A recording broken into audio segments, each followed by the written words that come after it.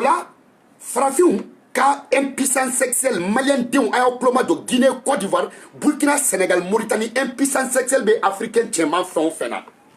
Faut que impuissance sexuelle si au mateko.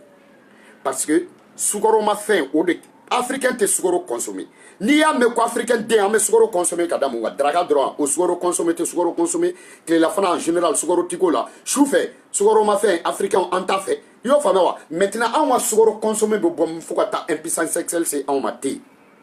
cho cheka teminga tanita bilai ibe bundeli kenai cho cheka teminga tanita bilai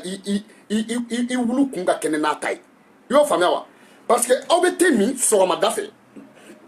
premier deuxième ni troisième aba mi soma premier deuxième ni troisième aba mi naik la flagun premier deuxième ni troisième aba mi wula fait premier deuxième ni troisième aba mi choufe premier deuxième ni troisième aba mi autatolda aw ye premier joli mi sugoro quantité joli bola ay deuxième joli mi sugoro quantité joli bola ay troisième joli mi sugoro quantité joli bola olu fara ɲɔgɔn kan iko lu ke quantité do iko quantité iko multiplier par 3 ou 4 il va do ko africain bébé sugoro consommer ka sura ta kalama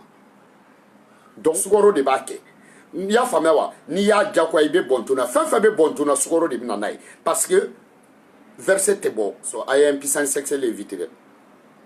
e ma ye ibe muso furu ka bunte ka buke yasa ka ta krenna ka flika digisan fe ka balier ya famé wa ka balier ka bri ka sigi aw be samwa ni ko la mais na be fe ka banchela domna ba fo ka te cheyala kuma kele muda muso de ba konomanto adena ka kla ka fo ko chete cheyala alors ka konoman jolenu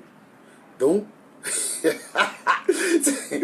bon ah jogo la fitini o lo la nyini gallo de amara ke mu ale na ka groupe la do bon nta don de konte jogo la fitini dans cette dame nous vidéo ne tay ka fodi bon c'est-à-dire muso parce que argument kelem be muso bolo depuis toi ou mana toi sharia mana arabu sharia la muso ya jate ne bi se ka mene fo ni jobe dima ni koko chete cheala arabu be jodima islamia be jodima chrétien be jodima farafia be jodima tuawia be jodima donc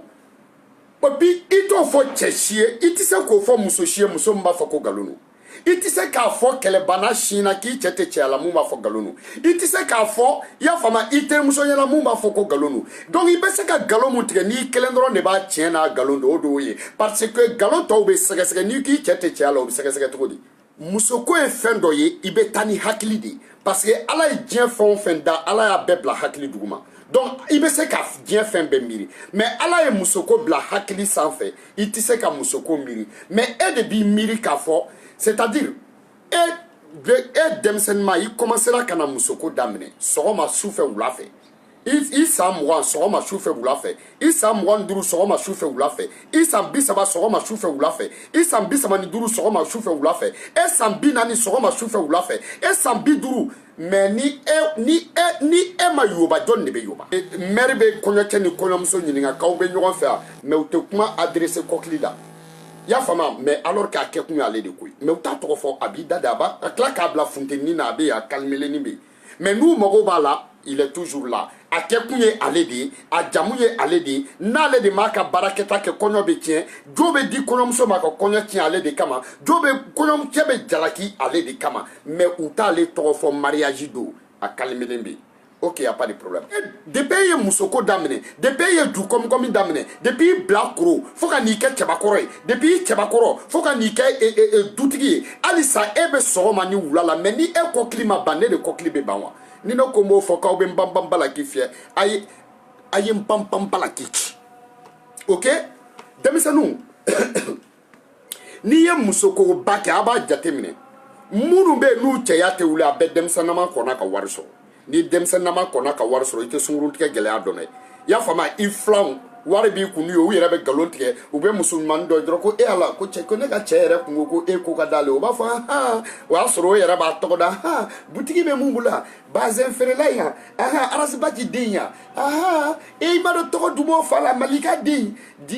aha e no ai sa o tiso sa e ne dum to ka fala jere dani denete aha e no option afa kam ne fe olu parce que warba kuni to fantanten jakwalo no ko ke pour que a be se ka l'état soro ya fama wa na e gonyumani mi aba fo ko dani ko kabo fe na e dani fana na grela dani na aba fo ko fana ko kabe dani fe parce que na le mo ka lete war soro na le mo ke dani boto na lete bo na le mo ke dani ta la do boîte la na le mo ke dani me nyina le ko donc maintenant ça ni doni bi kun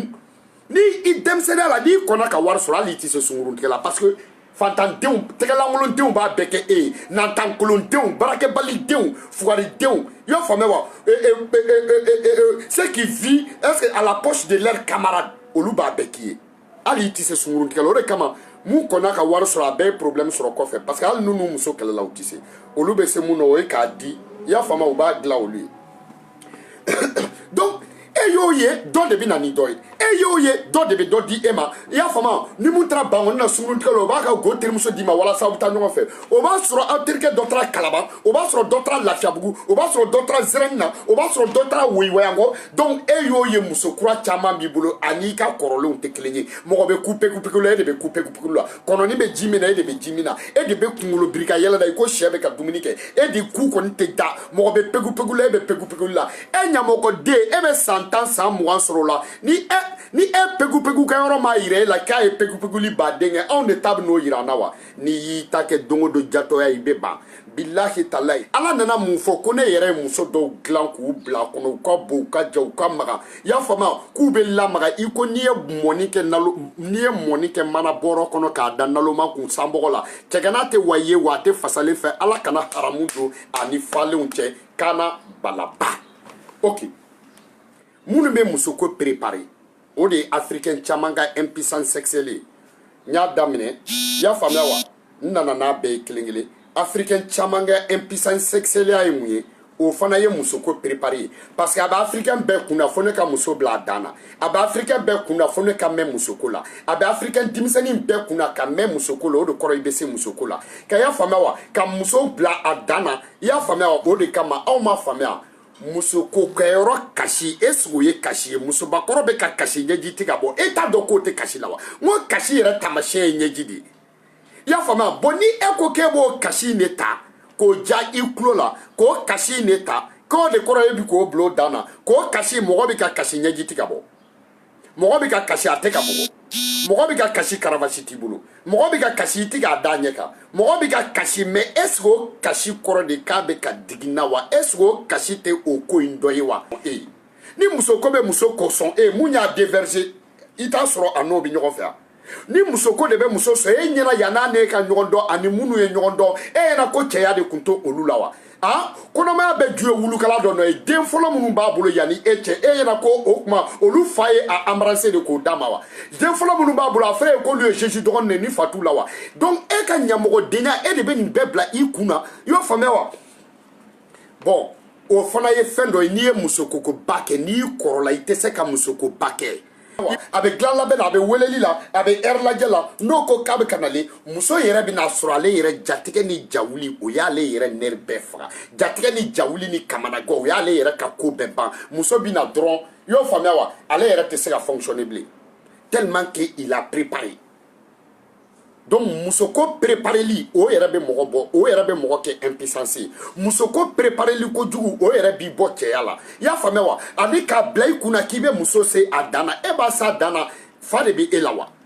est-ce que fa t'e la n'e b'a se a dan na bon dɔ ka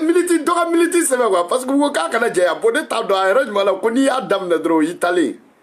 non a ka ɲi sɛŋɛn donc an b'a bila ten donc minnu bɛ musoko préparer o fana b'olu bɔ cɛya la i y'o faamuya musoko i b'a to yen n'a nana a banna mais kana préparer quoi n'a nana i b'a kɛ quoi a banna n b'o fana fɔ olu ɲɛna donc impuissance sexuelle nin y'o video ye o cɛ tɛ yen Mali kuru kara bɛɛ k'a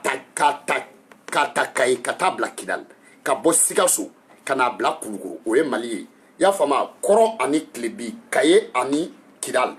Kɛɲɛka ani Bayanfan Sikaso ani Kulukoro ne balago tɛ cɛkɔrɔba t'a kɔnɔ mun bɛ se k'a fɔ nkalon don musokɔrɔba t'a kɔnɔ tubabu dɔgɔtɔrɔ t'a kɔnɔ mun bɛ se k'a fɔ ko nkalon don ni mɔgɔ dɔ sɔrɔla mun ko video in impuissance sexuelle ye nkalon in kalela ala la Sénégal Côte d'Ivoire Guinée Burkina Niger Gambie Sierra Leone i y'a faamuya wa Libéria manden dugukolo ka billahi talen kalila ala lante video kabli cɛ dɔ bɛ se k'a fɔ ko cɛ don mais cɛ tɛ mun bɛ se k'a fɔ galon don cɛ dɔ fana bɛ se k'a fɔ ni sababu la ne y'a dɔn cɛ tɛ se k'a fɔ ko galon don wa